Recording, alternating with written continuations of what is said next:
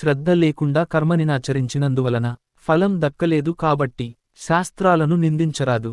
వేరువేరు కర్మలు వేరువేరు ఫలాలనిస్తాయని శాస్త్రాలు చెప్తున్నాయి. ఈ రోజుల్లో పలువురు తాము ఆచరించిన కర్మలకు తామనుకున్నట్లు కలగకపోవడంతో శాస్త్రాల ప్రామాణికతను సందేహిస్తున్నారు. గీతలో కృష్ణ భగవానుడిలా అన్నాడు, అశ్రద్ధయా హుతం దత్తం తపస్తప్తం కృతం చయత్ అసదిత్యుచ్యతే పార్థ నచ తప్రేత్యనో ఇహ. శ్రద్ధలేని కర్మ కోరిన ఫలితాన్నివ్వదు. అందువలన మీరు చేసిన ఏ కర్మైనా కోరిన ఫలమివ్వలేదంటే ఆ కర్మను మీరు శ్రద్ధతో చేయలేదని అర్థం.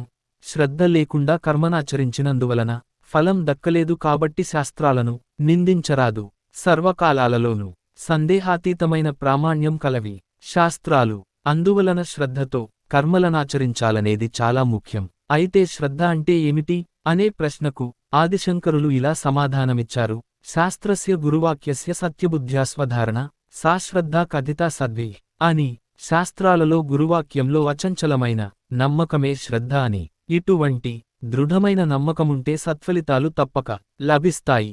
పురాణాలలో దక్ష ప్రజాపతి ఈశ్వరద్వేషంతో యజ్ఞం చేయ తలపెట్టాడు. యజ్ఞం సత్ఫలితాలనివ్వకపోగా అది ఘోరమైన విధ్వంసంతో ముగిసింది. గురువుగారి ఉపదేశాన్ని శ్రద్ధతో గ్రహించేవానికే జ్ఞానం లభిస్తుంది. శ్రద్ధావాన్ లతే జ్ఞానం అని శ్రీకృష్ణ భగవానుడన్నాడు. అందువలన మనిషి జీవితంలో శ్రద్ధ చాలా అవసరం. అందరూ శ్రద్ధతో కర్మలనాచరించి శ్రేయస్సును పొందుదురుగాక.